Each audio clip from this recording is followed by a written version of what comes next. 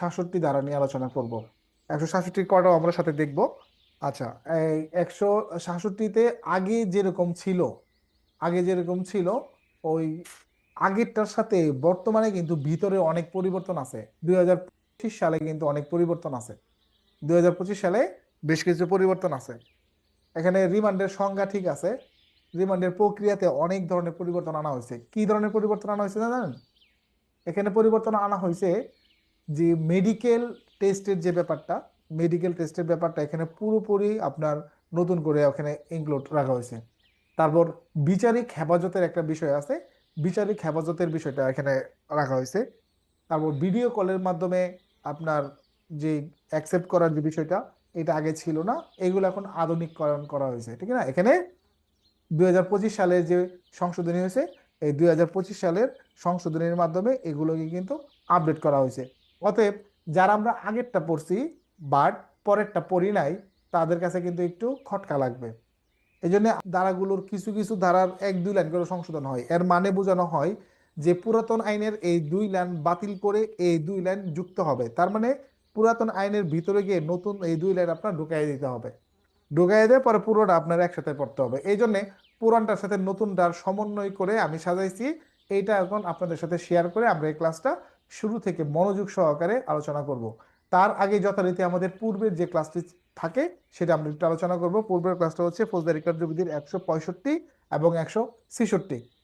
খুবই মজার একটি ক্লাস ছিল এবং খুবই সহজ। আবার থানা এলাকায় আমাদের অফিসার ইনচার্জ বা তদন্তকারী কর্মকর্তা তারা কি করতে পারেন, আপনার তল্লাশি করতে পারেন বা তল্লাশি করাতে পারেন। পরে বলা আছে যে ব্যক্তিগতভাবে যেন তারা করে, এবং যে ক্ষেত্রে তারা ব্যক্তিগতভাবে যেতে পারতেছে না, অসমর্থ হচ্ছে, সেই ক্ষেত্রে তারা যেন লিখিতভাবে জুনিয়রকে আদেশ দেয় তারা নিজেরাই করুক আর জুনিয়র দ্বারাই করুক। সেখানে 102-3 আপনার মেনে চলতে হবে। আর তারপর 166 ছিল যে ভিন্ন থানা এলাকায় ক্ষেত্রে তল্লাশি, আপনার তদন্তকারী কর্মকর্তা বা অফিসার ইনচার্জ যিনি আছেন, অফিসার ইনচার্জ বা মিনিমাম এসআই, সেক্ষেত্রে তারা নিজের এলাকার যেরকম তল্লাশি করতে পারেন, ভিন্ন থানা এলাকার ওসির মাধ্যমেও সেই তল্লাশির জন্য রিকোয়েস্ট করতে পারেন, মানে তল্লাশি তাদের দ্বারা আপনার করাতে পারেন। তারপর তারা যখন এই ধরনের রিকোয়েস্ট প্রাপ্ত হবে তখন তারা 165-র মতো করে ক্ষমতা প্রয়োগ করে তল্লাশি করবে, এবং যদি কিছু উদ্ধার করতে পারে তারা যে রিকোয়েস্ট করছিল তার কাছে পাঠিয়ে দিবে। এখন এই ধরনের প্রসিডিওর ফলো করতে গেলে যদি মনে হয় যে বিলম্ব ঘটবে, তাহলে আপনার কিন্তু সরাসরি গিয়ে কিন্তু তারা এক্ষেত্রে অভিযান করতে পারে। যখন এই ধরনের অভিযানে যাবে, সংশ্লিষ্ট থানার ওসিকে অবশ্যই জানাতে হবে, এবং কোনো কিছু পাওয়া গেলে জব্দ তালিকার কপিও তাদের কাছে প্রেরণ করতে হবে, এবং সংশ্লিষ্ট ম্যাজিস্ট্রেটকেও সেটা দিতে হবে। এটা ছিল পরের ধারাতে। এই দুইটা ধারা নিয়ে আমরা কালকে বিস্তারিত আলোচনা করছি। যারা দেখেননি বা মিস করছেন তারা অবশ্যই দেখে আপডেট থাকবেন। আপডেট থাকবেন। শুনেন, আইন কিন্তু প্রচুর পরিমাণ রিভিশনে রাখতে হয়। আপনি একদিকে পড়ে যাবেন, আরেকদিকে রিভিশনে না রাখলে আপনি কিন্তু ভুলে যাবেন। আপনি কিন্তু ভুলে যাবেন। প্রচুর প্রচুর পরিমাণে আপনার রিভিশনে রাখতে হবে। ক্লিয়ার? এবার আমরা যাচ্ছি আমাদের আজকের যে কাঙ্ক্ষিত ধারা, সেটা হচ্ছে 167। এরপর আমরা 167 কট আউট পড়বো, যেখানে বলা আছে শোন অ্যারেস্ট, মানে গ্রেফতার দেখানোর যে বিষয়টা। ফৌজদারি কার্যবিধির 167-র এক যে উপধারাটি আছে, আমি এক উপধারা, এরপর আছে আমাদের 2 উপধারা, তারপরে আছে 2 ক। এই যে 2 ক, এটা নতুন যুক্ত করা হয়েছে। 2 ক, তারপর 3, 4, 4 ক, 5, এইগুলো আছে 6, 7, 7 ক, এগুলো আমাদের বাতিল করা হয়েছে, নতুন যুক্ত করা হয়েছে। এই যে 2 কর যে অপশনটা আছে, এই যে আমাদের একটা আলাদা চিহ্ন দিয়ে রাখছি আমি, এই চিহ্নটা, এইটা, এই 2 কটা, এটা আপনার হচ্ছে আহ, নতুন যুক্ত হয়েছে। আর এখানে একটু ভিতরে একটু পরিবর্তন আনা হয়েছে, এইরকম। আর না হলে আগের মতোই আছে, ঠিক আছে। আগেও এটা এসআর নিম্নে নয়, এবারও এসআর নিম্নে নয়। আগেও ছিল সর্বোচ্চ 15 দিন, এবারও সেটা সর্বোচ্চ 15 দিনও কিন্তু রাখা হয়েছে। তো এই যে 167-র এক উপধারায় যে বিষয়টা বলা আছে, এখানে মূলত রিমান্ডের বেসিক বিষয়টা বলা আছে যে কোনো ব্যক্তিকে যখন গ্রেপ্তার করা হয় বা হেফাজতে নেওয়া হয়, তখন আপনার তাকে 24 ঘন্টা জিজ্ঞাসাবাদের আমরা সুযোগ পাই। কোথায় বলা আছে এটা? এটা বলা আছে আমাদের ফৌজদারি কার্যবিধির 61 ধারাতে। কিন্তু এখন দেখা গেছে যে এই 24 ঘন্টা আমার জন্য এনাফ না, তাকে আরো জিজ্ঞাসাবাদ দরকার, তাকে নিয়ে আরো অভিযান করা দরকার। তখন কি হবে? তখন দেখা গেছে যে অফিসার ইনচার্জ বা যিনি আপনার মামলা তদন্তকারী কর্মকর্তা, এসআই পদের নিম্নে নয়, আসামিকে কেস ডায়েরির নকল সহ, অর্থাৎ আপনার কাছে যে কেস ডায়েরিটা থাকবে, সেই কেস ডায়েরির নকল সহ আপনার, যেটাতে আপনার বর্ণনা দেওয়া থাকবে আর কি, এই নকল সহ নিকটতম বিচারিক ম্যাজিস্ট্রেটের কাছে আপনার প্রেরণ করতে হবে। কোন ধরনের ম্যাজিস্ট্রেট? বিচারিক ম্যাজিস্ট্রেট।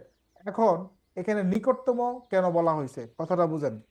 একজন আসামিকে সবসময় যে আপনি আপনার থানা এলাকায় বা আপনার কাছাকাছি এলাকায় অ্যারেস্ট করবেন, জিনিসটা কিন্তু এরকম না। টেকনাফের আসামি তেঁতুলিয়ে গিয়ে কিন্তু ধরা খেতে পারে, দারোগার কাছে খেতে পারে না। তো আপনি সময় পাবেন 24 ঘন্টা। এখন যদি আপনার রিমান্ডে দরকার হয়, তাহলে আপনি কি তাকে কি আপনার টেকনাফে ফেরত আনবেন? না, আপনি তেঁতুলিয়ার বিচারিক ম্যাজিস্ট্রেটের কাছে তুলে ওইখানে আপনি রিমান্ড চাইবেন, তখন তারা সে রিমান্ড দিবে। আমি কিন্তু আপনাদেরকে বই পুস্তকের বিষয় পড়াচ্ছি। কেউ আবার বলবেন যে স্যার আমাদের থানায় তো দেখছি দূরে থেকে দূরে আবার আমাদের থানায় নিয়ে আসে। আমি আবারও বলতেছি, আমি আপনাদেরকে বইয়ের পড়া পড়াচ্ছি। প্র্যাকটিক্যাল যখন আইন প্রয়োগ করবেন তখন হিসাব ভিন্ন। ক্লিয়ার? অর্থাৎ প্র্যাকটিক্যাল বিষয়ের সাথে এখানে সাংঘর্ষিক বিষয় আপনি তুলতে পারেন না। যেখানে এখানে আইনে যা বলা আছে সেটার ব্যাখ্যা এবং এই মোতাবেক আপনার প্রশ্নের উত্তর লিখতে হবে। আপনি বাস্তবে যেটা হয় সেটা আপনি লিখতে পারবেন না। আচ্ছা, পরে 2 উপধারায় বলতেছে, যে ম্যাজিস্ট্রেটের কাছে এই ধারার অধীনে কোনো অভিযুক্ত ব্যক্তিকে হাজির করা হয় বা হাজির করা হইলো, অন্যভাবে হাজির করা হয়েছে, মানে এখন আমি যার কাছে হাজির করলাম তিনি মামলাটির বিচার করার এখতিয়ার থাকুক বা না থাকুক, এখন ধরেন ওই যে যার কাছে নিয়ে গেলাম তার এখতিয়ার থাকুক বা না থাকুক, তিনি আপনার অনুমতি দিতে পারেন। তার মানে এখন কে দিতে পারেন? এখতিয়ার সম্পন্ন ম্যাজিস্ট্রেট, তার বিচারের এখতিয়ার থাকুক বা না থাকুক। বুঝা গেছে? তার এখতিয়ারে থাকুক বা না থাকুক তিনি রিমান্ডের জন্য আদেশ দিতে পারেন। তার মানে যিনি আসামিকে প্রেরণ করে সুপর্দ করে আবার রিমান্ডের হেফাজতে চায়, তখন ম্যাজিস্ট্রেট যদি সেটা মঞ্জুর করে তবে সেটাকে কি বলা হয়? রিমান্ড বলা হয়। সেটাকে কি বলা হয়? রিমান্ড বলা হয়। রিমান্ডের ক্ষেত্রে আপনি 167 সরাসরি আপনি দিতে পারেন। যদি আপনি 167-র 2 দিতে পারেন তাহলে আরো ভালো। শুধু 2, যেটা 2 ক না কিন্তু 2 2। তো এখানে কিছু নিয়ম বলে দিছে। কিছু নিয়ম কি, যে নিয়মগুলো আপনি এই যে দেখেন, আমি আপনাদের স্ক্রিন শেয়ার করি তাহলে নিয়মগুলো দেখবেন। যে রিমান্ড যে দিবে, এই রিমান্ডের ক্ষেত্রে আপনার কি কি বিষয় আপনার বিচারক দেখবেন। এখানে বলতেছে যে সময়সীমা তিনি উপযুক্ত মনে করবেন, তবে সেটা 15 দিনের বেশি হবে না। আপনাদের কাছে কি কোনো মাইকের সাউন্ড যাচ্ছে? কোনো মাইকের এক্সট্রা কোনো মাইকের সাউন্ড পান? না স্যার, ক্লিয়ার। কালকেই শেষ স্যার এই মাইক। ওকে, আমরা আবার দেখি যে আপনার 15 দিন পর্যন্ত সময় পর্যন্ত দিতে পারে। এখন এটা যদি আপনি ভাঙা ভাঙা নেন, 1 দিন 2 দিন 3 দিন 4 দিন 5 দিন যোগ করে, সেটা 15 দিনের বেশি হবে না। আর যদি একসাথে নেন 15 দিন, তাহলে তার 15 দিন হবে না। আমার দেখা মতে আমাদের ওসি প্রদীপের যে রিমান্ড, ওসি প্রদীপ যে কক্সবাজারের যে ঘটনার, এই ওসি প্রদীপের মামলায় ওসি প্রদীপকে একটানা 15 দিন রিমান্ডে আমি দেখছি। এছাড়া আমার চোখে পড়ে নাই যে আদালত একসাথে 15 দিন রিমান্ড মঞ্জুর করছে। খুব কম, মানে নাই বললেই চলে, 7 দিন 8 দিন সর্বোচ্চ 10 দিন পর্যন্ত আমি এর আগে দেখছি। এখন বলতেছে, মনে করেন যার কাছে নিয়ে গেলেন, এখন তার এখতিয়ার নাই ওই মামলাটা বিচার করার জন্য, তাহলে এখন রিমান্ড তো তিনি দিতে পারেন, তারপরে তিনি কি করবেন? তার একটা দায়িত্ব আছে না? এখানে বলছে যদি তার এখতিয়ার না থাকে মামলাটি বিচার করার বা বিচারার্থে পাঠানোর, এবং তিনি যদি মনে করেন যে আরো হেফাজতের প্রয়োজন নেই, তবে তিনি নির্দেশ দিতে পারবেন যে উপযুক্ত ব্যক্তিকে এমন কোনো ম্যাজিস্ট্রেটের কাছে পাঠানো হোক যার এই ধরনের এখতিয়ার রয়েছে। ও, এটা আবার একটু ভিন্ন বিষয়। যে ধরনের অপরাধের কারণে একজনকে অ্যারেস্ট করে হাজির করা হইলো, যার কাছে ওই ধরনের টোটাল এখতিয়ারটা তার বাইরে, এটা তার এখতিয়ারে নাই, তখন বলতেছে যে তাকে আপনার এমন ম্যাজিস্ট্রেটের কাছে পাঠানো হোক যার এটার এখতিয়ার আছে। মানে এখন আমার কাছে নিয়ে আসা হয়েছে, নিয়ে আইতে পারে, ভুলবশত নিয়ে আসতে পারে না? নিয়ে আসতে পারে কিনা? মনে করেন আপনি রিমান্ড দিতে পারতেছেন, আপনি দেওয়ার এখতিয়ার নাই কিন্তু আপনার কাছে নিয়ে আসা হয়েছে, তখন আপনার একটা অফিসিয়াল প্রসিডিওর লাগবে। তো অফিসিয়াল প্রসিডিওর আমরা কি করি? আমরা যখন অফিসে কাজ করি, মনে করেন হিসাব শাখায় গেলাম, এখন হিসাব শাখায় যাওয়ার পরে টিএ বিলের কাজ করে একজন, এই টিএ বিলের ভিতরে আবার কেউ করে নন গেজেটেড, আবার কেউ করে গেজেটেড বিল। এই নন গেজেটেডের ভিতরে আবার কেউ দেখবেন কনস্টেবলের বিল করে, কেউ দেখবেন নায়কের বিল করতেছে, ঠিক না? কেউ এএসআই এর বিল করে, মানে যেখানে বড় ইউনিট আমি বলতেছি আর কি বোঝানোর সুবিধার্থে। তো এখানে বলতেছে তাহলে যার কাজ তার কাছে সেটা ফরওয়ার্ড করে দিতে হবে, যার কাজ তার কাছে সেটা ফরওয়ার্ড করে দিতে হবে। অর্থাৎ আপনার কাছে যদি কেউ এই ধরনের আসামি নিয়ে আসে, তাহলে আপনি এখতিয়ার নাই, আপনি এবার বলবেন কি আপনি অমুক কোর্টে নিয়ে যান, এটা ওই কোর্ট থেকে শুনানি হবে। বুঝছেন কি বুঝছেন না? জাস্ট এইটুকুই যে আপনার এখতিয়ার নাই, আপনি এবার অন্য জায়গায় দেখাই দেন যে ওইখানে নিয়ে যান, তার কাছে সেটা পাঠানো হোক, এই ধরনের আপনি অর্ডারটা দিয়ে দিবেন। পরে বলতেছে তাহলে আপনার এই এখতিয়ার কার আছে কার নাই বুঝবো কিভাবে? এই যে দেখেন এখানে বলে দিছে যে তৃতীয় শ্রেণীর কোনো ম্যাজিস্ট্রেট এবং দ্বিতীয় শ্রেণীর কোনো ম্যাজিস্ট্রেট তাদের এখতিয়ার নাই, তবে দ্বিতীয় শ্রেণীর ম্যাজিস্ট্রেট পারবেন, সেটা যদি সরকার তাদের বিশেষভাবে কোনো ক্ষমতা দিয়ে রাখে। বুঝছেন? তাহলে প্রথম শ্রেণীর ম্যাজিস্ট্রেট 100% চোখ বন্ধ করে যে কোনো প্রথম শ্রেণীর ম্যাজিস্ট্রেট, এখানে ম্যাজিস্ট্রেট বলতে কোন ধরনের ম্যাজিস্ট্রেট? বিচারিক ম্যাজিস্ট্রেট, নির্বাহী না কিন্তু বিচারিক ম্যাজিস্ট্রেট। তো এখানে তৃতীয় শ্রেণীর ম্যাজিস্ট্রেট কোনোভাবে রিমান্ডে দিতে পারেন না, দ্বিতীয় শ্রেণীর ম্যাজিস্ট্রেটও রিমান্ডে দিতে পারেন না, তবে তবে আপনার দেখা গেছে যে বিশেষভাবে যদি তাকে ক্ষমতা প্রদান করা হয়, তবে তিনি এক্ষেত্রে রিমান্ডের আদেশ দিতে পারেন।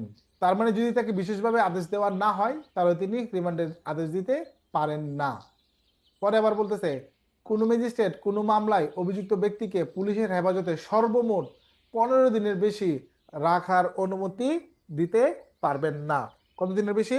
15 দিনের বেশি আপনার রিমান্ডে রাখার অনুমতি দিতে পারবেন না। পরে বলতেছে যদি আরো বেশি প্রয়োজন হয় তখন কি হবে? যে খুব প্রয়োজন, তখন এখানে বলতেছে যদি আরো হেফাজত প্রয়োজন হয়, তবে ম্যাজিস্ট্রেট অভিযুক্ত ব্যক্তিকে হাজির করার পর সরাসরি সরাসরি অথবা ভিডিও কলের মাধ্যমে বিচারিক হেফাজতে রাখার অনুমতি দিতে পারেন।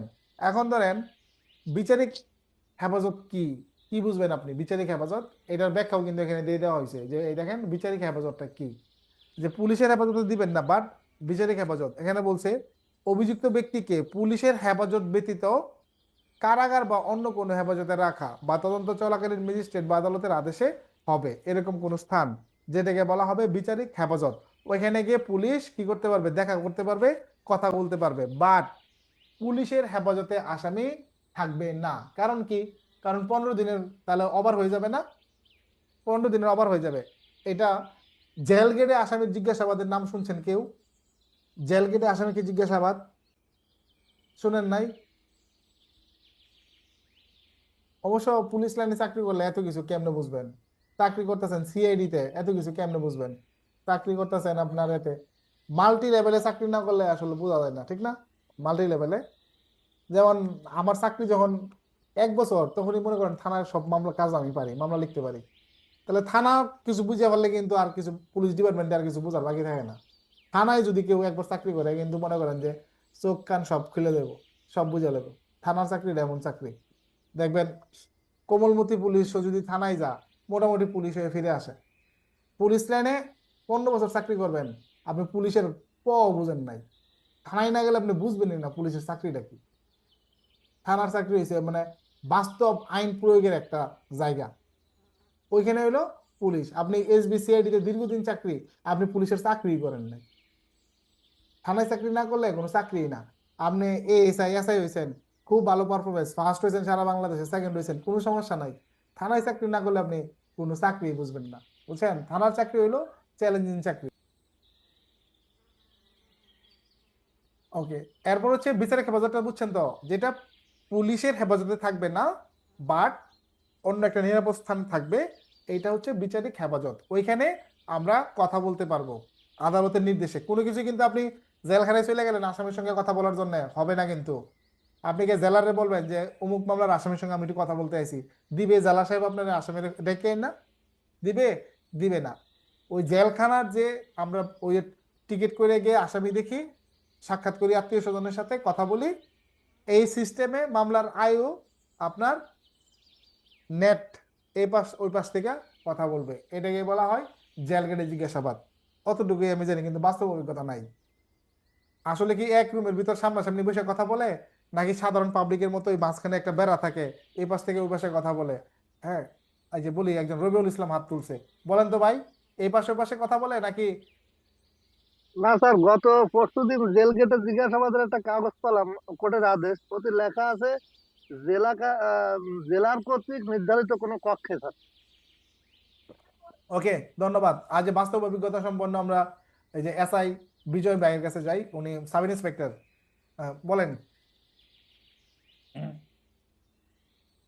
হ্যাঁ স্যার, ওই জেল গেটে জিজ্ঞাসাবাদ সামনাসামনি বসতে দেয়, সমস্যা নেই।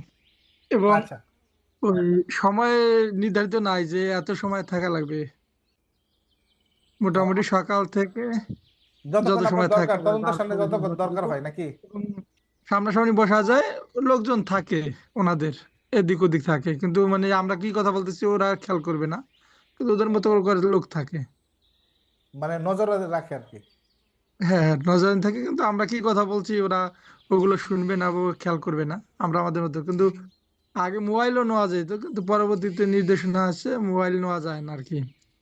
আগে মোবাইল নিতে পারতাম, কিন্তু ওই যে কোনো একটা ঘটনাতে মনে হয় কেউ একটা রেকর্ড করছিল, এরপর থেকে নিতে দিচ্ছে না।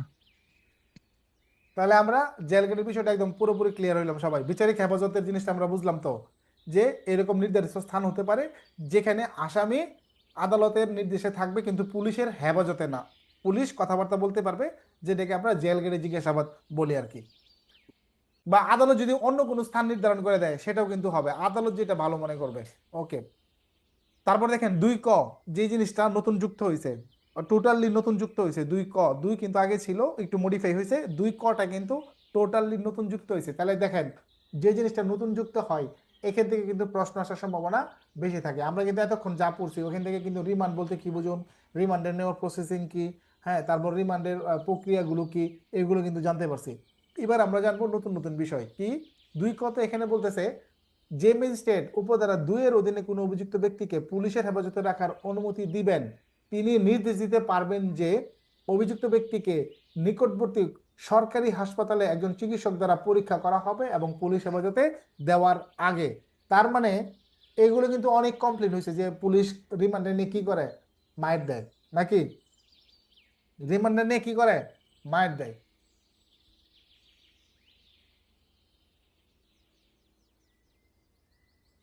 তো এখানে যে বিষয়টা বলতেছে যে আপনি যে একজনকে রিমান্ডে নিয়ে যাবেন তারপর আদা মরা করে নিয়ে আসবেন, এরকম হবে না, যেরকম নিয়ে যাবেন ওরকম বোঝাইতে যাইতে হবে। এই জন্য নেওয়ার আগে মেডিকেল পরীক্ষা, তাহলে এটা কিন্তু আগে ছিল না, নতুন, এটা কিন্তু আসতে পারে পরীক্ষায়। তারপরে তারপরের নিয়ম হলো, পুলিশ হেফাজতে আপনার মেয়াদ শেষ হলে অভিযুক্ত ব্যক্তিকে অযথা বিলম্ব না করে ম্যাজিস্ট্রেটের সামনে হাজির করা হবে। কারণ ঘটনা হলো, রিমান্ডে নেওয়ার পর জিজ্ঞাসাবাদ শেষে আপনি কোথায় হাজির করবেন, ম্যাজিস্ট্রেটের সামনে। হাজির করার পর কি কাহিনী ঘটবে এবার দেখেন খেলাটা।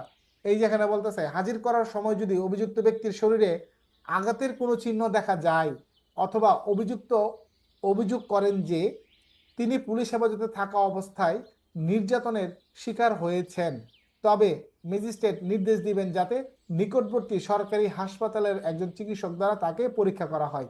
এখন লাগছে পেস, ম্যাজিস্ট্রেট নিজে দেখে বলছে অথবা আসামি বলতেছে স্যার আমারে মারছে, এখন ম্যাজিস্ট্রেট বলবে ঠিক আছে চিকিৎসক দ্বারা পরীক্ষা করা হোক সরকারি হাসপাতালে। তখন আগের রিপোর্ট আর এই রিপোর্ট দুটো মিলাবে না, রিপোর্ট কিন্তু মিলাবে। এখন বলতেছে, চিকিৎসা প্রতিবেদনে যদি প্রমাণ পাওয়া যায় যে অভিযুক্ত পুলিশ হেফাজতে নির্যাতিত হয়েছেন তবে ম্যাজিস্ট্রেট আইন অনুযায়ী ব্যবস্থা নিবেন। আপনারা কি বুঝতে পারতেছেন কোন আইন অনুযায়ী? কে ধরতে পারছেন যে কোন আইন অনুযায়ী ব্যবস্থা নেবে? বলেন মুশারফ, অনেকদিন পর দেখলাম চেহারাটা। স্যার হেফাজতে নির্যাতন আইন স্যার। হ্যাঁ, সঠিক। ঠিক আছে, তাহলে আমরা বুঝে গেলাম যে কোন আইনে ব্যবস্থা নেওয়া হবে। আপনি কি জানেন এই এই আইনে যে সাজা হয়েছে, সাজা হয়েছে এর এর পরেরটা দেখেন, তাহলে বুঝছেন তো ম্যাজিস্ট্রেট কিন্তু এবার আসামি কিন্তু বিরাট সেভে রাখতে হবে। তারপরে বলা আছে আপনার 3, যে ম্যাজিস্ট্রেট এই ধরনের আদেশ দিবেন তিনি আদেশের কারণ লিপিবদ্ধ করবেন। কোন ধরনের কারণ? এই যে তিনি যে আদেশটা দিচ্ছেন তিনি কি জন্য আদেশ দিলেন এটা অবশ্যই লিপিবদ্ধ করবেন। এখন ঘটনা হলো প্রশ্ন করতে পারেন যে স্যার ম্যাজিস্ট্রেট কারণ কোথায় লিপিবদ্ধ করবে? মামলার যে ডকেট আছে প্রত্যেকটা তারিখে তারিখে এখানে আপনার অর্ডার শিট লাগানো থাকে, ওইখানে ম্যাজিস্ট্রেট যা লিখেন এটা আবার অর্ডার শিট আকারে কিন্তু আপনার সরবরাহ করা হয় ওখানে সংশ্লিষ্ট ব্যক্তিকে। 4, আদেশের কারণ লিপিবদ্ধ হওয়ার পর সেটি মুখ্য বিচারিক ম্যাজিস্ট্রেট এবং মুখ্য মহানগর বিচারিক ম্যাজিস্ট্রেটের নিকট প্রেরণ করতে হবে। তার মানে যে কোনো ধরনের আদেশই আপনি দেন না কেন সেইগুলো কোথায় প্রেরণ করতে হবে? মুখ্য বিচারিক ম্যাজিস্ট্রেট বা মুখ্য মহানগর বিচারিক ম্যাজিস্ট্রেটের নিকট প্রেরণ করতে হবে। তার মানে রিমান্ড সংক্রান্ত আপনি যে আদেশই দেন, মঞ্জুর করেন বা না মঞ্জুর করেন বা আপনার ওই যে ব্যবস্থা নিতে বলেন, সব কিছু লিপিবদ্ধ হবে এবং সেটা পাঠাইতে হবে কার কাছে? ঊর্ধ্বতন কর্তৃপক্ষ। ঊর্ধ্বতন কর্তৃপক্ষ কারা? মুখ্য বিচারিক ম্যাজিস্ট্রেট। আর যদি তিনি নিজেই দেন তাহলে তিনি আবার কার কাছে প্রেরণ করবেন? এটাও কিন্তু আছে পরে। 4 ক দেখেন যে মুখ্য বিচারিক ম্যাজিস্ট্রেট বা মুখ্য মহানগর ম্যাজিস্ট্রেট তারা যদি নিজেরাই এই ধরনের আদেশ দেন, আমরা এতক্ষণ যা আলোচনা করছি শুরু থেকে রিমান্ডের আদেশ থেকে শুরু করে অন্য যে কোনো আদেশ, এই ধরনের আদেশ যদি আমরা দেই, আমি মনে করেন চিফ জুডিশিয়াল ম্যাজিস্ট্রেট বা চিফ মেট্রোপলিটন ম্যাজিস্ট্রেট এই দুইটার ভিতরে আমি যে কোনো একটা, এবার আমি যদি দিলাম তাহলে আমার লাইনে তো আর কেউ নাই, আমার সিনিয়র, আমি তো শেষ। কিন্তু এবার আমার এই আদেশটা আমি কোথায় প্রেরণ করব? দায়রা আদালতে, কারণ দায়রা আদালত হচ্ছে নিম্ন আদালতের ভিতরে সবচেয়ে বড় আদালত। তার মানে আমি এটা দায়রা আদালতের কাছে প্রেরণ করব। তাহলে আমি হইলাম চিফ জুডিশিয়াল বা চিফ মেট্রোপলিটন। পরে হইলো 5, অপরাধ অনুষ্ঠিত হওয়ার সংবাদ প্রাপ্তির তারিখ, মানে যেটা মামলা রুজু হয়। এই পর্যন্ত আমাদের মনে করেন যে রিমান্ড নিয়ে শেষ, 4 থেকে 4 পর্যন্ত 4 ক যেটা এই পর্যন্ত আমাদের রিমান্ড নিয়ে শেষ। এরপর হইলো আমাদের যে আসামি যে গ্রেপ্তার আছে, চালান হয়েছে, বুঝাই দিলাম। এখন তদন্তকারী কর্মকর্তা তদন্ত কি সারা জীবন ভরে করতে থাকবো আর আসামি সারা জীবন ভরে ভিতরে আটকা থাকবো? না, এখানে বলছে যে 5-এ যে অপরাধ অনুষ্ঠিত হওয়ার সংবাদ প্রাপ্তির তারিখ, তার মানে যেদিন মামলা হয়েছে বা ম্যাজিস্ট্রেট যদি কোনো কারণে অর্ডার দিয়ে থাকে, অর্ডার শিট যেদিন সই হয়েছে এর 120 দিনের মধ্যে যদি তদন্ত সমাপ্ত না হয়, ভালো করে খেয়াল করে, এটা কিন্তু তদন্তের মেয়াদ না। এখানে বলতেছে একটা জিনিস বোঝানোর জন্য যে 120 দিনের মধ্যে যদি আপনি তদন্ত শেষ না হয় তাহলে কিন্তু আসামি পক্ষ কিন্তু একটা বিশেষ সুবিধা পাওয়া যাবে। কিরকম সুবিধা পাবে? তো এই যে দেখেন এই অংশটা, যে অংশটা আমি মার্ক করে রাখছি, এখানে বলতেছে তদন্তের সংশ্লিষ্ট অপরাধটা যদি মৃত্যুদণ্ড, যাবজ্জীবন কারাদণ্ড অথবা 10 বছরের ঊর্ধ্বে মেয়েদের কারাদণ্ডের দণ্ডনীয় না হয়, তার মানে আমরা এক কথায় ধরে নিতে পারি 10 বছরের নিচে যদি হয় তাহলে ম্যাজিস্ট্রেট আমলে নিতে পারেন, যে ম্যাজিস্ট্রেট এটা আমলে নিতে পারেন তিনি সন্তুষ্ট অনুসারে আসামিকে জামিনে মুক্তি দিতে পারবেন। তার মানে আপনি এই 120 দিনের মধ্যেও একটা রিপোর্ট দিতে পারলেন না আসামি কিভাবে জড়িত, তাহলে কি করবো? ওই আসামিকে আমি রাখবো, আসামি জামিনে মুক্তি দিয়ে দিবেন। আসামি কি করবেন? ম্যাজিস্ট্রেট জামিনে মুক্তি দিয়ে দিবেন। এখন যদি শাস্তি যদি 10 বছরের ঊর্ধ্বে হয়, মৃত্যুদণ্ড পর্যন্ত হয়, মৃত্যুদণ্ড পর্যন্ত হলে কি হবে? তখন আবার বলতেছে যদি মৃত্যুদণ্ডের ঊর্ধ্বে হয়, সরি ওই 10 বছরের ঊর্ধ্বে মৃত্যুদণ্ড পর্যন্ত হয়, তখন কিন্তু আবার কোর্ট চেঞ্জ হয়ে যাবে। তখন কিন্তু আপনার কে আদেশ দিবেন জামিনের? তখন দেখবেন দায়রা আদালত জামিন দিয়ে থাকে। ডাকাতি মামলায় দেখবেন জুডিশিয়াল ম্যাজিস্ট্রেট জামিন দেয় না। অস্ত্র মামলায় দেখবেন জুডিশিয়াল ম্যাজিস্ট্রেট জামিন দেয় না। দর্শন মামলায় দেখবেন জুডিশিয়াল ম্যাজিস্ট্রেট কিন্তু জামিন দিতে পারে না, দিতে পারে, দেয় না। কিন্তু প্রথম কিন্তু আপনার জুডিশিয়াল ম্যাজিস্ট্রেটের কাছে চাইতে হইব, চাবার পরে উনি কিন্তু রিজেক্ট করব, উনি নামঞ্জুর করব। এই নামঞ্জুরের নকল কপি তুলতে হইব, তোলার পরে এইগুলো কাগজ নিয়ে কিন্তু তখন দায়রা আদালতে যাইতে হয়। এই যে জজ কোডে আর কি, যেটা আমরা সহজ ভাষায় যেটা চিনি জজ কোড, তখন দায়রা আদালতে গিয়ে কিন্তু আবেদন করতে হয়। তখন দায়রা আদালত এই যে এই বিধিমূলে, এই ধারামূলে আর কি, এই ধারামূলে কি করেন? তিনি জামিন মঞ্জুর করতে পারেন। এই আইনগুলো আমি আবারও মনে করাই দিই আপনাদের, পরস্পর আলোচনা ছাড়া আপনি জীবনেও ক্লিয়ার হতে পারবেন না। পরস্পর আলোচনা এবং জুম ক্লাসের অডিওগুলো ব্যাপক পরিমাণ আপনাকে শুনতে হবে। এখন তো অডিও শোনা একদম সহজ করে দিছি, খুঁজতে সুবিধা না এখন অ্যাপসের থেকে? পারেন না? একদম সহজই তো। অ্যাপসে থাকবে নাকি অ্যাপস থেকে ডিলিট করে দিয়ে আবার হোয়াটসঅ্যাপে দেবো? বলেন, মাইক্রোফোন অন করে দিছি। অ্যাবসেন্ট থাকবো? ঠিক আছে স্যার, থাকবে স্যার। ঠিক আছে স্যার। অ্যাপসে থাকুক স্যার, অ্যাপসে থাকুক। তারপরে বলতেছে যে জামিন তো দিয়ে দিলেন, এখন তারপরেও কিন্তু একটু কাহিনী থাইকা যায়। কি কাহিনী থাইকা যায়? জজ সাহেব এবার দিয়ে দিল, মৃত্যুদণ্ডের আসামি জামিন দিয়ে দিল রিপোর্ট না দেওয়ার কারণে। তার মানে কি, তারপরে কি আছে পরের কাহিনীটা দেখেন।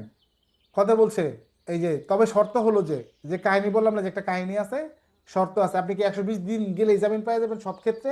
নো। এনে জজ সাহেবের একটা বুদ্ধি বিবেচনার দাম রাখছে। কিরকম? তবে শর্ত থাকে যে আসামিকে যদি এই উপধারার শর্তানুসারে জামিনে মুক্তি দেয়া না হয়, তাহলে ম্যাজিস্ট্রেট বা দায়রা আদালত যে ক্ষেত্রে এরূপ প্রযোজ্য সেই ধরনের সিদ্ধান্তের কারণ তিনি লিপিবদ্ধ করবেন। এখন মনে করেন হাদি হত্যা মামলার আসামি, মনে করেন হাদি হত্যা মামলার আসামি মনে করেন অ্যারেস্ট হয়েছে, তাহলে আমাদের 4 মাস যাওয়ার পর 121তম দিনে ওই আসামির আইনজীবী জামিনের জন্য চাইবে না? জামিন দায়রা আদালতে চাইবে কি না? চাইবে, চাইতে পারে এবং চাবেও। এক্ষেত্রে আইনজীবীর ভুল বুঝলে হইব না। এটা এটা প্রত্যেক আসামির কি একটা আইনগত অধিকার, তাই না? জামিন চাওয়া, জামিন সে চাইতেই পারে, সে উকিল হিসেবে জামিন চাইতেই পারে। এখন জামিন চাইছে, এখন ওই ম্যাজিস্ট্রেট ওই উকিল যদি বলে স্যার আমার মক্কেলের 121 দিন হয়ে গেছে, তারে আপনি এখনো কেন কারাগারে আটক রাখছেন, তারে আপনি রিলিজ করে দেন।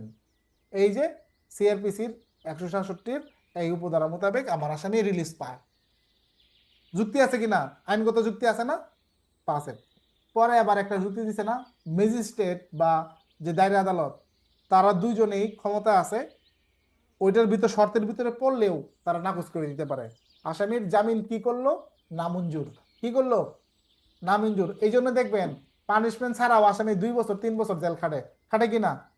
খাটে না? 7 মাস 8 মাস 9 মাস 1.5 বছর 2 বছর 3 বছর পরেও বের হয়। এটাকেই বলা হয় আইনের ফাঁক। আমরা জানলাম যে প্রসিডিওরটা, যে এখানে তিনি আপনারা কি করবেন, তিনি সেটা নামঞ্জুর করবেন। পরে দেখেন আরো বলছে যে আরো শর্ত থাকে যে, যে ক্ষেত্রে তিনি আসামিকে অভিযুক্ত করার জন্য সংশ্লিষ্ট আইন অনুসারে উপযুক্ত কর্তৃপক্ষের অনুমোদন গ্রহণ করা প্রয়োজন, সেই ক্ষেত্রে এই ধরনের অনুমোদন গ্রহণ করতে যে সময় লাগবে তা আলোচ্য সময় হতে বাদ দেওয়া হবে। মানেটা কি? মানেটা হইলো আপনি একটা মামলা তদন্ত শেষ করছেন মোটামুটি, এখন অনুমোদনের জন্য কর্তৃপক্ষ বরাবর চিঠি দেওয়া লাগে না? এমনি দেওয়া লাগে। আবার কখনো কখনো স্বরাষ্ট্র মন্ত্রণালয়ের অনুমোদন ছাড়া চার্জশিট দেওয়া যায় না।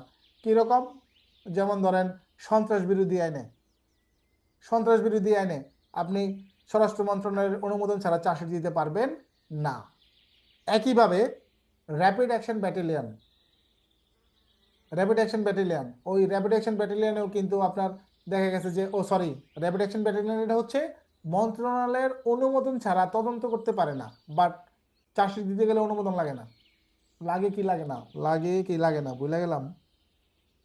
র্যাব কর্তৃক বেঞ্জির সারিতে অনুমোদন দিয়ে দিত না।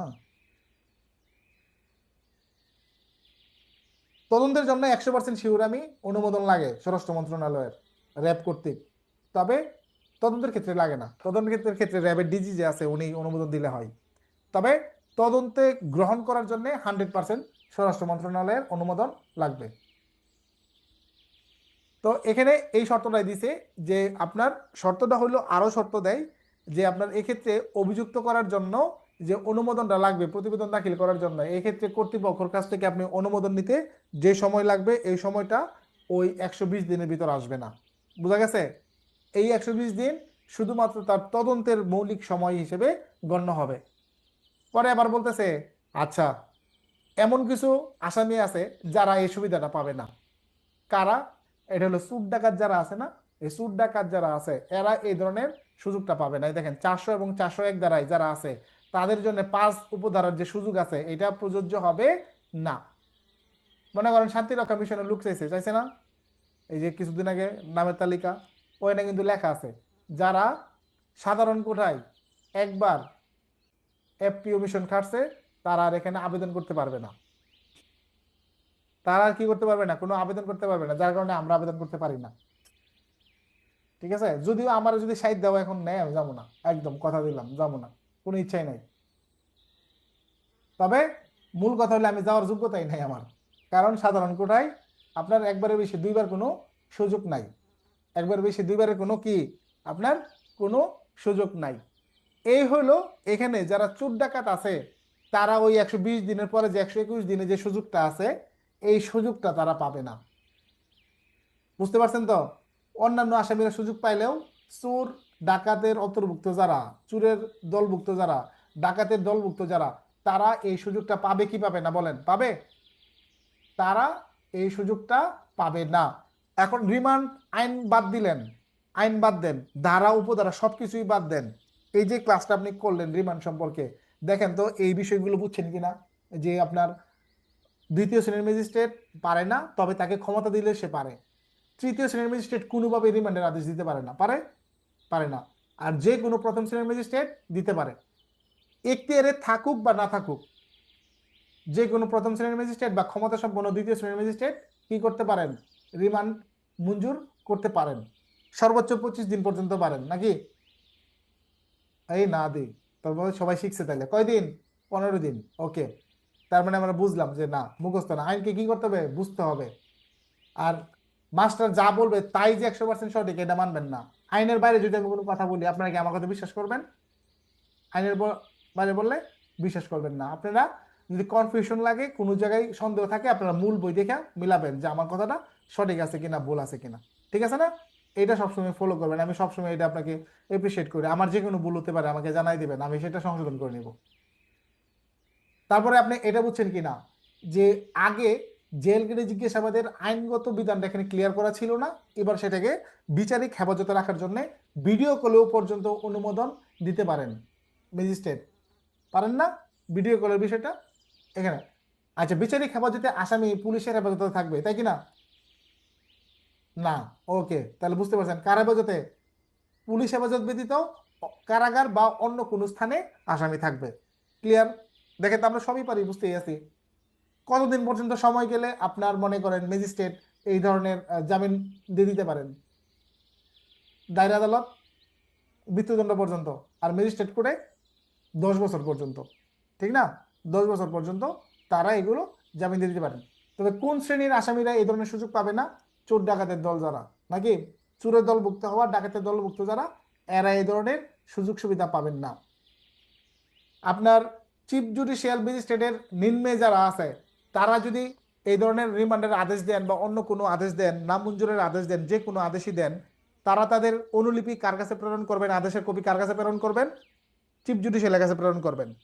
আচ্ছা, কিছু কিছু ক্ষেত্রে চিফ জুডিশিয়াল ম্যাজিস্ট্রেট নিজেই রিমান্ড মঞ্জুর করতে পারেন বা দিতে পারেন। তখন তিনি কাকে দিবেন? তিনি দিবেন জেলা জজকে না দায়রা জজকে?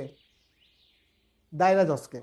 আমাদের ফৌজদারি মামলায় কোনো জেলা জজ নাই, সব হলো কি দায়রা জজ, কিন্তু ব্যক্তি কিন্তু একই, একই লোক। তাহলে তো সবকিছু আমরা জানালাম। আচ্ছা, রিমান্ডে নেওয়ার আগে মেডিকেল পরীক্ষা করতে হবে কি হবে না? করতে হবে। ওকে, ধন্যবাদ, করতে হবে। আচ্ছা, যখন বুঝাই দিতে হবে তখন যদি সন্দেহ থাকে তখন আবার মেডিকেল করা হবে। এই মেডিকেলে যদি ধরা পড়ে যে আসামির কে মারধর করা হয়েছে, তখন বিচারক কি কি আদেশ দিবেন? আচ্ছা, একটু একটু মারধর তো করতেই পারে, নাকি? রিমান্ডে নিলে তো একটু একটু মারবে, মারবে না? এটাই তো স্বাভাবিক নিয়ম না? মারের কোনো নিয়ম নাই এক্ষেত্রে, যেভাবে নিবে এভাবে। যদি যদি প্রতীয়মান হয় যে দারোগা মারছে, তাহলে কি করবে? তার বিরুদ্ধে বিভাগীয় মামলা নেওয়া হবে, তাই না? তার বিরুদ্ধে কি নেওয়া হবে? বিভাগীয় মামলা, নাকি আইনগত ব্যবস্থা। ওকে, ধন্যবাদ। তাহলে সবই তো আপনারা পারেন, তাহলে শুধু শুধু আমার 1 ঘন্টা কেন কষ্ট দিলেন? সবই তো পারেন। ওকে, তাহলে আমরা যাই পরবর্তীতে শোন অ্যারেস্টের ক্ষেত্রে। ঠিক আছে, শোন অ্যারেস্ট পরেরটা 2 মিনিট, অনলি 2 মিনিট, এটা একজন পারছেন, পরেরটাও পারবেন। শোন অ্যারেস্ট আগে ক্লিয়ার করে কোনো আইনে বলা ছিল না, যার কারণে কিন্তু এখানে কিন্তু আপনার দেওয়া হয়েছে শোন অ্যারেস্ট। শোন অ্যারেস্টটা কি? শোন অ্যারেস্ট মানে দেখানো, SHOW, শো এর পাস্ট পার্টিসিপল হয়েছে শোন। এই শোন থেকে এখানে আসছে শোন অ্যারেস্ট। শোন অ্যারেস্ট গ্রেফতার, দেখানো। একজন আসামির বিরুদ্ধে আইনগতভাবে একটা মামলায় থাকতে পারে, তার বিরুদ্ধে একাধিক মামলা থাকতে পারে না। কি কন আপনারা, কি একমত আমার সাথে? একমত না। তার মানে একজনের এই যে দু একজন কিন্তু মাথা লড়াইছে একমত, কিন্তু আপনার অনেক মামলা থাকতে পারে তার নামে, একাধিক মামলা থাকতে পারে, 4টা 5টা মামলা 10টা 20টা মামলা থাকতে পারে একজনের নামে, থাকতে পারে না? থাকতে পারে। এখন মনে করেন একজন আসামির বিরুদ্ধে 2টা মামলা হয়েছে, আসামি যেদিন ধরা পড়বো এদিন কি 2 তারকা মাঝখানটা ভাগ করে নিবে আসামিরে, যে ভাই তুই মাঝখানটা কাইটা লাই, মিলে নিয়ে যায়, আসামি ভাগ করে নেই, তুই অর্ধেকটা জমা দে আর আমি অর্ধেকটা জমা দেই, নাকি? এরকম সম্ভব? সম্ভব কি না বলেন? পরে সুপার গ্লুজা জোড়াতে দিবে মাঝখান দিয়ে, নাকি? না ডুমডাই কেনে সেলাই করে দিল? সম্ভব? সম্ভব না। তার মানে একজন আসামিকে মামলায় চালান দিল, আরেকজন ওই আসামিকে তার মামলায় গ্রেপ্তার দেখানোর জন্য আবেদন করবে, করবে না? আবেদন করবে। বিজ্ঞ আদালত যদি ওই আবেদনকে মঞ্জুর করে আদেশ দেন যে ঠিক আছে, 1 নম্বর মামলায় এসআই জাহাঙ্গীরের মামলায় আসামি বুঝে পাইছি, 2 নম্বর মামলায় এসআই এমদাদের মামলায় তাকে গ্রেপ্তারের আদেশ মঞ্জুর করা হলো, তার মানে আসামি রহমত আলী 2 মামলায় অ্যারেস্ট হয়ে গেল। এখন তার জামিন করাইতে হবে কয় মামলায়? 2 মামলায়। আবার ধরেন এটা তো 2 আয়ু দিয়ে আমি বুঝাইলাম, এখন মনে করেন আমি একাই 3 মামলার আয়ু, ডাকাতি 3টা মামলা আমার কাছে আছে, এখন এই মনে করেন কালা জাহাঙ্গীর 3 মামলাতে এসে আসামি, 3 মামলাতে আসামি। তাহলে এখন তো আমি 1 মামলায় ডাইরেক্ট অ্যারেস্ট দিয়ে চালান করবো, আর বাকি 2 মামলায় তাকে গ্রেপ্তার চাইবো, নাকি? আদালত ওই বাকি 2 চাইবো না কেন, ওই 3 মামলাতেও আমি তার চাইবো, তখন আদালত ওই বাকি 2 মামলাতেও সেটা মঞ্জুর করবেন। এই যে আদালত আপনার আসামিকে মঞ্জুর করেন গ্রেপ্তার দেখানোর জন্য, এটাই কি? শোন অ্যারেস্ট। এটাই কি? শোন অ্যারেস্ট। বুঝতে পারতেছেন? এইটাই হলো শোন অ্যারেস্ট। এইটা আগে ছিল না ফৌজদারি কার্যবিধিতে, তবে কাজ কিন্তু ঠিকই চলমান আসছিল। এটা কোনো আইনগতভাবে ব্যাখ্যা ছিল না, অনেক সময় বলা হইতো শোন অ্যারেস্ট বলে কিছু নাই, শোন অ্যারেস্ট করা যাবে না, ইত্যাদি ইত্যাদি। এইটার কিন্তু অবসান ঘটছে 2025 সালে আইসা 167 ক নামে যে ধারাটা আপনারা দেখেন, এটাই হলো আমাদের কি? শোন অ্যারেস্ট। টিকা আসতে পারে পরীক্ষায়, টিকা আসতে পারে। আবার ধরেন আপনি আসামি কালা জাহাঙ্গীরের চালান দিচ্ছেন জানুয়ারি মাসে, জানুয়ারি মাসে আপনার নভেম্বর মাসের আরেকটা মামলার দারোগা সে টের পাইছে না, সে টের পাইছে আরো কিছুদিন পরে যে এসআই জাহাঙ্গীরের মামলায় তো কালা জাহাঙ্গীর চালান হয়েছে, আরে ওর নামে তো আমার কাছেও মামলা আছে। সে আবার 1 মাস পরেও কিন্তু আবেদন করতে পারে, সে যখন জানতে পারছে আর কি। না জানাটাও স্বাভাবিক, ঠিক না? নাও জানতে পারে, ছুটিতে ছিল, ছিল না, বা অন্য মামলায় ঘটনাস্থলে ছিল, সে 1 বছর পরে 1 মাস পরেও জানতে পারে যে এই যে আলাপে আলাপে বাঁচতেছে, আরে কালা জাহাঙ্গীর তো কোথাও পাইতেছি না, ওরে কই পাই? তখন আমি বলতেছি আরে স্যার কি বলেন, ওরে তো আমি চালান করছি এই 1 সপ্তাহ আগে বা 1 মাস আগে চালান করছি। আরে কি কন, ও তো আমার মামলা, ওর কাছে ওর নামে মামলা আছে আমার কাছে। তাড়াতাড়ি ওই তখনই সাথে সাথেই ওই সাব ইন্সপেক্টর আরেকটা আবেদন দিবে বরাবর চিফ জুডিশিয়াল বা সিনিয়র জুডিশিয়াল ম্যাজিস্ট্রেট আদালত মুখ কোর্ট, যে গত এত তারিখে এই মামলায় গ্রেপ্তার হয়ে আসামি জেল হাজতে প্রেরণ করা হয়, সে আমার কাছে তদন্তাধীন সূত্রে উল্লিখিত মামলার কি এজার নামে আসামি কিংবা সন্দিগ্ধ আসামি যেটা আপনার আছে, তখন তাকে আমার এই মামলায় কি গ্রেপ্তার দেখানোর জন্য আবেদন করছি।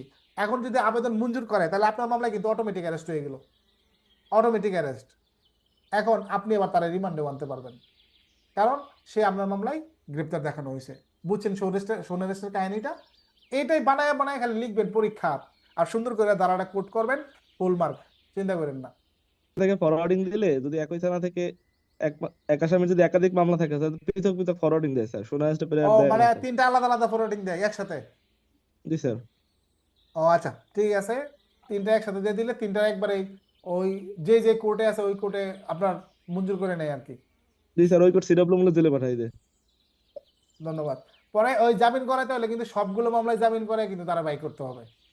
রিমান্ডের একটা প্রশ্ন করতাম স্যার। হ্যাঁ বলেন বলেন। কখনো স্যার ওই যে জেল গেটের তো শুনানি দেয় স্যার, আমি নিজে পাইছি স্যার। কখনো স্যার কোর্ট হাজতখানারও কিন্তু স্যার শুনানি করার জন্য নির্দেশ দেয় স্যার। কোর্টে যে স্যার হাজতখানা আছে না স্যার, হ্যাঁ হ্যাঁ সেখানেও কিন্তু স্যার আদেশ করছে স্যার, আমি পাইছিলাম স্যার। ওই দিতে পারে, কিন্তু ওই যে আপনার হেফাজতে দিবে না, আপনি যে মামলার আয়ু আপনার জি হেফাজতে স্যার, দিবে না যে আপনি থানায় নিয়ে যান, এটা দিবে না। জি স্যার। কিন্তু কোর্ট কোর্ট হাজতখানায় স্যার কিন্তু ওই মানে স্যার জিজ্ঞাসাবাদের অনুমতি করছিল স্যার এটা জেল গেটের। ম্যাজিস্ট্রেট যেটা ভালো মনে করে, লেখা আছে না অন্য কোন স্থান, ম্যাজিস্ট্রেট যে স্থান মনে করতে পারে, কিংবা ম্যাজিস্ট্রেট তার খাস কামরাতেও জিজ্ঞাসাবাদের অনুমোদন দিতে পারে। স্যার শোন অ্যারেস্টের হিসেবে স্যার আমি স্যার 2-3 বছর আগে স্যার পূর্ণ গ্রেপ্তার নামে স্যার এটা জানা ছিল স্যার। নো নো নো, শোন অ্যারেস্ট পূর্ণ গ্রেপ্তার হলো একজন ব্যক্তি যদি আপনার দুইবার অ্যারেস্ট হয়, একজন ব্যক্তি স্যার। পূর্ণ গ্রেপ্তার হয়েছে এটা। যেমন ধরেন 54 এই যে 59 ধারা আছে না আমাদের ফৌজদারি কার্যবিধির 59 ধারা, 59 ধারা দেখবেন পাবলিকে একবার গ্রেপ্তার করছে, পাবলিক পকেট মার দৈরা সাইরা পুলিশের কাছে হস্তান্তর করছে, পুলিশ পরে দেখলো যে পকেট মার, তাহলে ওরে আবার মনে করেন যে মামলায় অ্যারেস্ট করলো, এই মোট দুইবার অ্যারেস্ট হলো। এইবার আমরা বলতে পারি যে একই ঘটনায় দুইবার অ্যারেস্ট হলো, পূর্ণ গ্রেপ্তার। 67 দুইয়ে বা দুইয়ের কতে ওই যে স্যার আপনি ছোট ছোট চিহ্নগুলো ব্যবহার করছেন স্যার আমাদের বোঝানোর সাথে, হ্যাঁ এই যে ওইটাতে আমরা পরীক্ষার খাতায় স্যার ওই আমরা কি দিব স্যার, চিহ্ন দিব না কি না না কিভাবে না, গেছে? ওইটা কি পরীক্ষার খাতায় এই চিহ্ন দেওয়া যায়? না সেটাই তো পরীক্ষাতে স্যার। পরীক্ষায় কোনো ধরনের চিহ্ন দেওয়া হচ্ছে এক্সপায়ারের লক্ষণ, বুঝতে পারছেন? জি স্যার, এটা জানার দরকার ছিল স্যার, আমি যে আজকে লিখলাম তো তো আমি বিষয়টা চিন্তা করলাম যে এটা আসলে কি হবে। ওকে, এখানে হয়েছে যে ইংরেজি গ্যাজেটে দেখবেন এখানে রোমান সংখ্যা ব্যবহার করা হয়েছে, ইংরেজি গ্যাজেটে এখানে দেখবেন। আর মূলত হলো প্রশ্নটা আমাদের এরকম হইতে পারে যে রিমান্ড বলতে কি বুঝুন, রিমান্ডের পদ্ধতি আলোচনা করুন।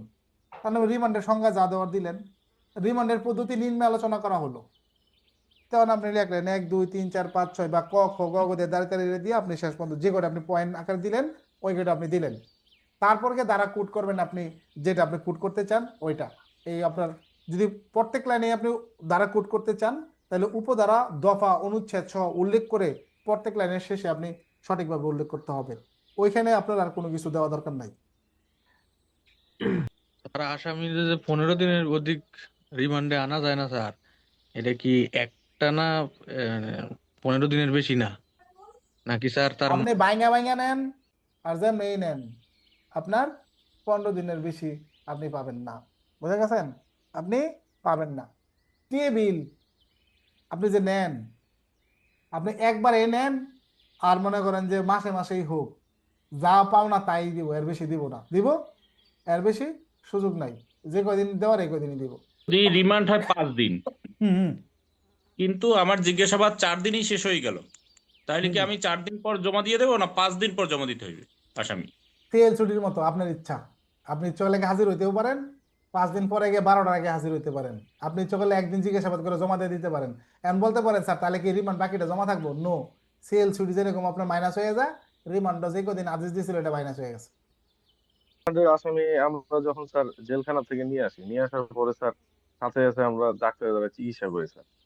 যে জিজ্ঞাসাবাদ শেষে আবার পুনরায় যখন জমা দেই স্যার, তখন আবার সেটা স্যার আবার স্বাস্থ্য পরীক্ষা করে জমা দিই।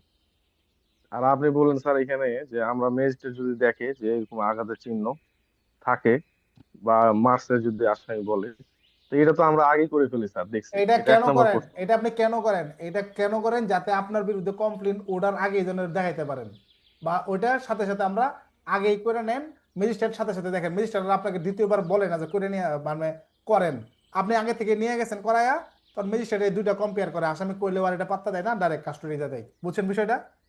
মাত্র ওসির এই ক্ষমতা আছে, কারণ যে এসআই তদন্ত করতেছে সে ওসির পক্ষে তদন্ত করতেছে, একমাত্র তদন্তকারী কর্মকর্তা আর বড় জোর আপনার ওসি।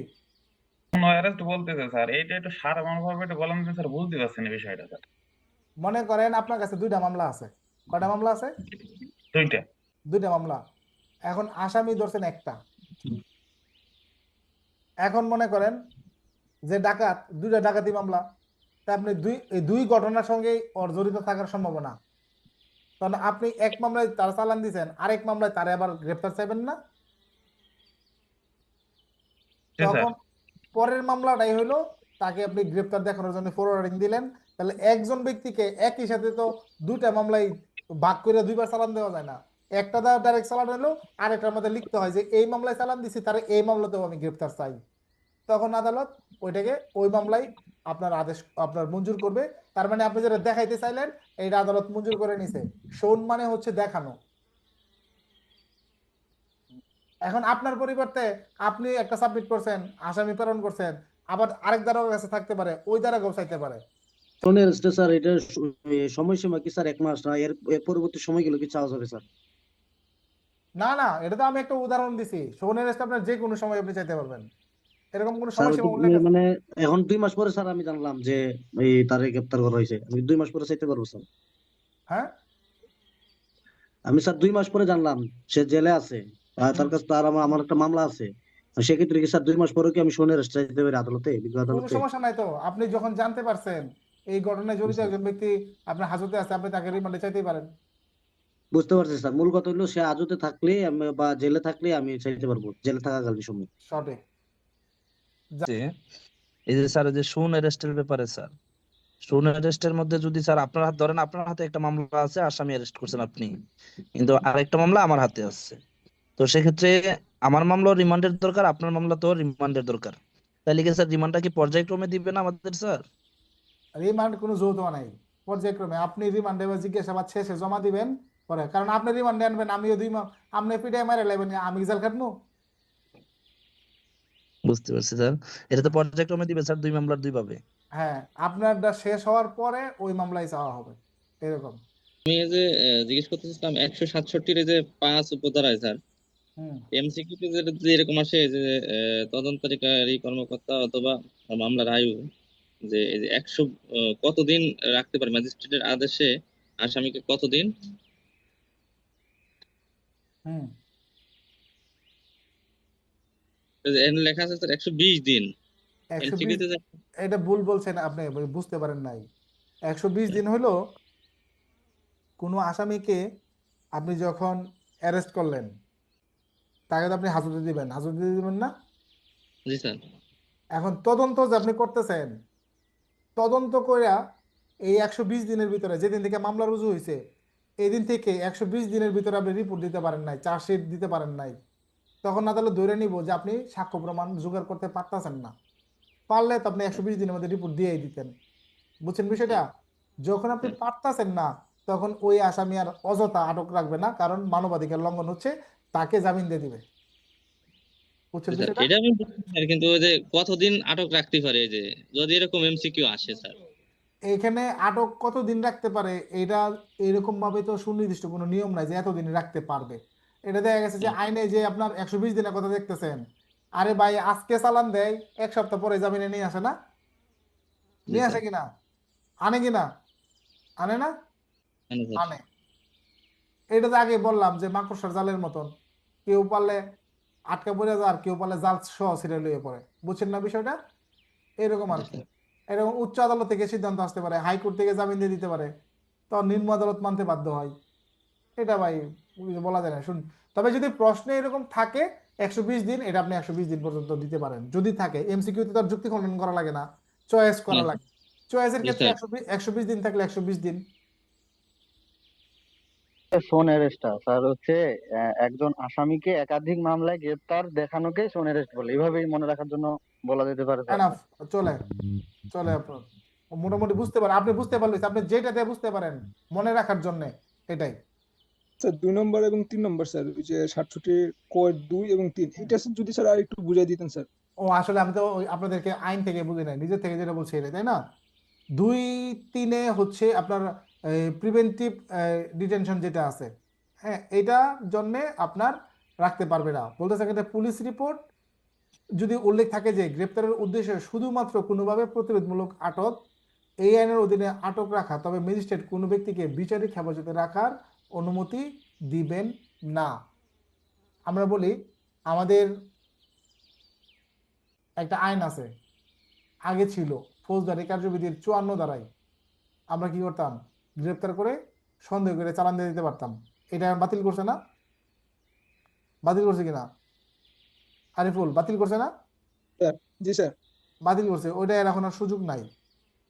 আবার কিছু কিছু ক্ষেত্রে দেখা গেছে যে আসামি ধরেই পাঠানো হইতো যে তাকে রাখা হোক, মানে হেফাজতে রাখা হোক। যেমন ধরেন আমাদের একটা আইন আছে, এই বিশেষ ক্ষমতা আইন, ওইখানে কিন্তু আপনার প্রিভেন্টিভ অ্যারেস্ট আছে, যে ধরে সেরে আপনার মামলা ছাড়াই মনে করেন যে চালান করে দেওয়া যায়, আছে না পদ্ধতি? আচ্ছা স্যার। আছে। এখন এইটা মামলার আয়ু আপনি চাইলেন ধরে শুধু শুধু একজনকে পাঠিয়ে দিলেন, কোনো ধরনের গ্রাউন্ড নাই একজনের বিরুদ্ধে, এই গ্রাউন্ড ছাড়াই যে একজনকে আপনি আটক রাখতে হইব, এই ধরনের কোনো যদি পাওয়া যায় তবে আদালত সেটা মঞ্জুর করবেন না, আদালত ছেড়ে দিবেন। বুঝছেন বিষয়টা? শুধুমাত্র বুঝতে পারছি স্যার। শুধুমাত্র কোনো গ্রাউন্ড নাই আপনি বলবেন যে আটক রাখেন আমরা দেখতেছি, না, এটা হবে না। পরে আবার 3 নাম্বার যেটা বলছে, ম্যাজিস্ট্রেটের নিকট বিশ্বাস করার মতো কারণ থাকে যে কোনো কর্মকর্তা যিনি আইনত কাউকে আটক রাখার ক্ষমতা রাখেন না এবং আইন বিরোধী কাজ করেছেন, তবে ম্যাজিস্ট্রেট দণ্ডবিধির 220 ধারার অধীনে তার বিরুদ্ধে ব্যবস্থা নেবেন। তার মানে আপনি যদি কাউকে এই যে 61 ধারায় যে আপনার একটা বিষয় আছে 24 ঘন্টা, এটা যদি ক্রস করেন তাহলে আপনি ওই ব্যক্তিকে কি আইনের বাইরে হেফাজতে রাখছেন। রিমান্ডের আদেশ ছাড়া যদি আপনি রাখেন, আপনি অন্যায় করছেন না? 24 ঘন্টা যদি স্যার। ক্রস করে তাহলে আপনি অন্যায় করছেন কিনা? জি। তখন আপনার বিরুদ্ধে এই যে পেনাল কোডের 220 ধারায় ব্যবস্থা নিবে যে আপনি এটা অন্যায়ভাবে তাকে আটক রাখছেন এটার কারণে। আমরা দেখাইলাম, কিন্তু সে সাজাপ্রাপ্ত আসামি, সেই ক্ষেত্রে আমি কি রিমান্ড চাইতে পারবো? যে সাজাপ্রাপ্ত, সে যেই মামলায় সাজাপ্রাপ্ত তার সাজা ভোগ ওই মামলার ব্যাপার, কিন্তু আপনি যখন তাকে রিমান্ডে চাইবেন তখন সে আপনার মামলায় অ্যারেস্ট করে তখন সে আপনার মামলার আসামি, আপনার মামলার আসামিকে আপনি রিমান্ড চাইতেই পারেন। বুঝতে পারছেন? সে সাজা পাইছে অন্য মামলায়, এটা আপনার দেখার বিষয় না। 20 দিনের একটা কথা বলছে স্যার, এই যে 5 ধারায় 120 দিনের মধ্যে তদন্ত সব, এটা কি সব মামলার ক্ষেত্রে নাকি স্যার এই যে ফৌজদারি মামলার ক্ষেত্রে স্যার? ফৌজদারি মামলার ক্ষেত্রে, ফৌজদারি মামলা যেগুলো অন্য মামলা যেমন ধরেন মাদক, অস্ত্র, এগুলো তো নির্দিষ্ট সীমা রেখায় দেওয়া আছে না? জি স্যার। স্যার এই যে যেমন দ্রুত বিচার মামলা আছে স্যার, এই সমস্ত মামলার ক্ষেত্রে তো এরকম এই বিষয়টা এটা দ্রুত বিচারে মাত্র 7 কর্মদিবস। জি স্যার। ওইগুলো এটাই হিসাব স্যার। আলাদা। ফৌজদারি স্যার, মামলার যেগুলাতে কোনো নির্দিষ্ট মেয়াদ নাই ওই মামলাগুলোর ক্ষেত্রে এখানে বোঝানো হয়েছে। জি স্যার, এটা জানার জন্য স্যার। থ্যাংক আপনি ইউ কি স্যার।